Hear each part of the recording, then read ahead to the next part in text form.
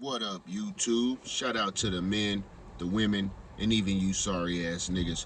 I want to welcome everybody to another edition of Naughty Talks. I am the Naughty One, aka the Black Man with the Black Mane, and we back again. I know it's early, but we got a solid week of basketball, and they got the standings out. So it was a lot of basketball, and I ain't really got too many notes. So we're just gonna talk about where teams landed after the first week, and if teams are what we expected, and if some teams caught us by surprise, and if some teams were major letdowns. Let's get right into it. Honestly, I want to start off with the Eastern Conference because it's incredible how many teams already have losing records over there. And I don't know if it's going to pick up. Like I said, it is early, but we're just judging the body of work as of right now. Right now, the Cavs and the Celtics both still hold undefeated records. Now, right now, they got the Cavaliers listed at number one. I feel like with the Celtics being undefeated and the current champions, they should hold that spot. They should be number one. Now that's just I know they both undefeated, 1-2, 1-1A, but the Celtics should be number one just because they are the reigning champions. Now you got the Magic at 3-1, the Heat at 2-1, the Bulls at 2-2, the Hawks at 2-2, the Wizards at 1-2, the Brooklyn Nets at 1-2, the 76ers at 1-2, and then the Knicks at 1-2. And the Knicks actually are in the 10th spot. And it's kind of crazy to say that. You would think the Knicks would be up there along, like, pretty much competing with the Magic or at least the Heat at 2-1. I don't know they lost to the Celtics, but they did lose to the Cavaliers. I mean, this right now, I think they're the shocker of the East. I think once you heard that the Joel and Weeping Giant, Embiid, and Paul Pegleg George weren't going to be playing, and then as the days and turns into a week, you just hear more excuses on why at least Joel's not playing, from pink eye to he's just not ready.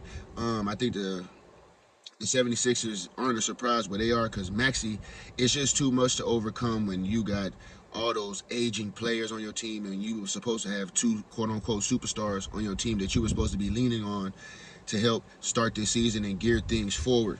Actually, the Brooklyn Nets, their record kind of doesn't speak for where their team are, in my opinion. They show flashes. They got some good hoopers over there. They play some quality basketball. They can definitely score. The Wizards, I mean, Jordan Poole been putting up his numbers, but Kuzma has not been a solid wingman. And then they don't just, and then around them, they got the youngest team in the NBA. So with that struggle, it's just, you expect them to be where they are, but to be above the Knicks is even crazy. The Hawks at 2-2. I ain't really watched too much of the Hawks, I'm gonna be honest. They don't strike me as a team that really I want to watch. I know Trey has had some good games, but I just haven't really sat down and watched the Hawks. I have been watching the Bulls though. I did see Kobe White light up the Bucks, and I like LaVine because he's so far LaVine has been covering every prize pick. If you bet over on LaVine, he's been hitting every game. Just shows consistencies coming to play. Outside of Kobe having that horrible offer at the 3-point line, I think the Bulls really could be 3-1 right now. Along with Orlando, I haven't watched too much of Miami neither, so I can't really speak on them. I like the Magic, except for that one game where they weren't shooting very well. Caldwell Pope went over for the three. And their other big gun, I can't really remember his name. And it was the same game that Banchero had struggled. But outside of that, man, the Magic have been playing really good basketball. They get after it. Banchero has a good second man with what's his name? Franz Ryan. I forgot his name. Franz. It's in my notes. I just don't feel like going back. But he got a second good weak man. Can really stretch the floor. I think it's Franz Ryan or something like that. I can't really pronounce it, but my bad. But those two players are really coming into their own. We already know what the Celtics are going to do. Like I said, I think they should at least hold the number one seed because to me, the Cavs been beating up on little niggas. I mean, they did beat the Knicks, but outside of that, it was the Pistons, Toronto, and it was some other team it was the Wizards, I want to say, but they haven't really beat anybody to be holding the number one spot, but they are undefeated, and that makes up the top 10 teams in the Eastern Conference. You guys let me know down in the comments. Did y'all expect this? Our team after this first week, has it shaped up to kind of be what y'all thought? I'm telling you right now, I thought the Knicks would be a lot higher, as I think everybody would have thought. But hey, it's still early in the season.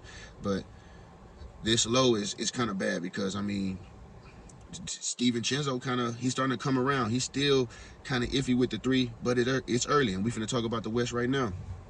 OKC, number one, 3-0. Like I said, they're big three guns with Shea Alexander, Jalen Williams and Chet Holmgren, who's really kind of stepping up his play this season so far. The Thunder look really nice. Ain't much to really say about them. 3-0, only undefeated team left in the West. Shout out to them. Suns at 3-1. Outside of that first loss to the Lakers, if it wasn't for that debacle in the second quarter, Suns could be 4-0. Granted, so could the Lakers, because those three have been battling over the course of this first week. They've been playing a lot of basketball against each other, which makes me think, hey, this could be a really good series in the playoffs. They match up well. They got their mismatches in spots where you can't really make up for it. AD's going to dominate the post. You don't want to waste LeBron's energy on KD. Same for the Suns. So them two both being 3-1, it's been some good basketball watching them so far. The Mavs 2-1. I mean, they did go to the championship last year, so they got the talent to do what they want to do. I just think, I'm not even going to go with what I think as the season goes on. So right now, 2-1.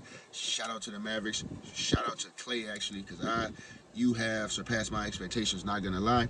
And I'm not even going to say it's still early in the season. Shout out to the Mavericks. Pelicans at 2-1 as well, playing some good basketball, even though Murray went down. So if Murray can come back and actually play some quality basketball, hey, the Pelicans, like I said, they might be a scary team in the West if Zion can play all these games, because, like I said, I want to say it's either odd or even seasons. Zion only plays like 20 or 30 games. So hopefully this season he can get that monkey off his back and play a couple games, play a whole season, so we can see what the Pelicans can really do and actually get into the playoffs. Clippers at 2-1. Hey, shout out to the Clippers. Shout out to James Harden. I know he heard all the chatters. Shout out to Zubac. Your game is really coming in. I can tell how you catch the ball, turn baseline, and you can see the defender coming, so you turn back middle, hit the little hook. Powell is looking like a nice closer because he wants the ball. That's what I like about Powell. He wants the ball. Hey, get out the way. James, you did what you do. Let me close. And right now it's working. They all play hard. They all play as a team. They got that we are underdog chips on their shoulder, and it's helping them right now. I don't know how long it'll last, but we're just talking about this first week of basketball. So shout out to the Clippers. They did go into Denver and still won.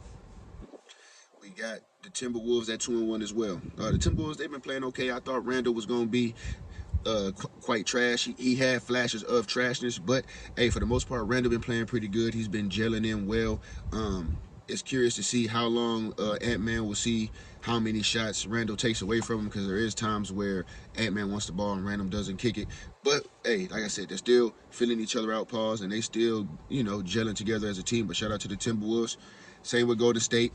At the time of making this, Steph is out for a couple games, so I don't know how long this 2-1 is gonna last. So we'll see from there. I ain't got much to say. They were playing pretty good basketball before this, but now that Steph has gone down with the ankle injury, just hoping back to a speedy recovery, because the Warriors are definitely gonna need him. And then the Rockets and Grizz make up the 9 and 10 spot. They're both 2-2. To be honest, they've been playing some pretty good basketball. They've been in some pretty good games to where either one of these teams could be 3-1, maybe even 4-0. So the West is shaping up to be pretty good. The shot, hey, no Nuggets in the top 10. They have yet. I mean, they have just yet to get it together. I can't at this time say if they won the game. I think they did when they first won at the time of this, but they're not in the top 10 currently, and they just got some figuring out to do. Like I said, there's just too many times where Porter Jr. and Aaron Gordon just go missing. Aaron Gordon, for real, you're too athletic. You're too athletic. Get to the rack. I know y'all want to do the three-point shooter thing, but when you struggling, man, they need to just leave Joker out there and you drive to the lane. Do something. You and Joker need to play a high-low pick and roll where he's at the high-low. You pass it, dive down, lob. I mean, do something. You're too athletic to only be having single-digit games, and that's what I'm gonna say all about that. The rest of the teams that aren't up here, I mean, it's not really too many shocker. I didn't write every team down in every record, just the top 10s. But you guys let me know down in the comments. And there are some games tonight. We'll see how many I get to watch. I might go back out and do another route, but we'll go from there. I'll watch some highlights. I ain't gonna watch every game. It's tough. I ain't gonna lie to you. I've been trying to watch multiple games, and you miss too much, man. You miss too much. You change it, and you start watching this game, and when you go back, it's a replay on you. Like, oh man, I just left this. So I might just start picking, one game from this slot, from the 6 o'clock slot, one game from the 8 o'clock slot, and then the last game from the final, and go from there. But you let me know down in the comments what y'all thought of the first week of the NBA.